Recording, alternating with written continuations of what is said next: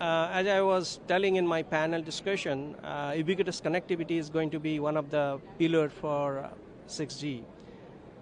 Not everybody has access to cell towers, not everybody has access to Wi-Fi, so when these two access are not there, we fall back to satellite.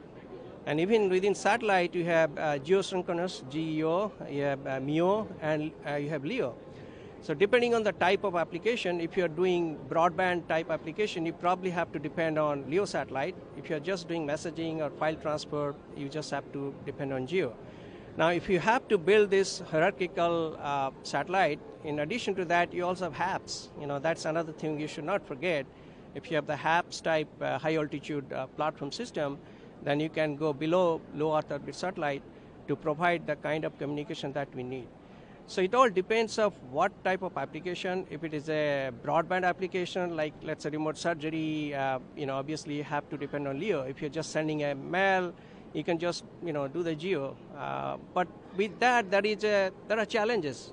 Things about mobility. If you are handing a cell to Wi-Fi, then to satellite, and you start an application with one access technology, then you hand over, then you have to have some break. How do you make sure the break is minimized? And how do you maintain the quality of service? At the same time, there are questions about security. Right? So these are the three things. So now, in order to address the challenges, we have spectrum issues in the frequency. Then you have the integration of non-terrestrial and terrestrial. That means you have core network. At what point you're going to switch over from one access to another access. You have security authentication. How do you make sure if I am switching over, nobody is really looking at my data? So security privacy also have to be maintained.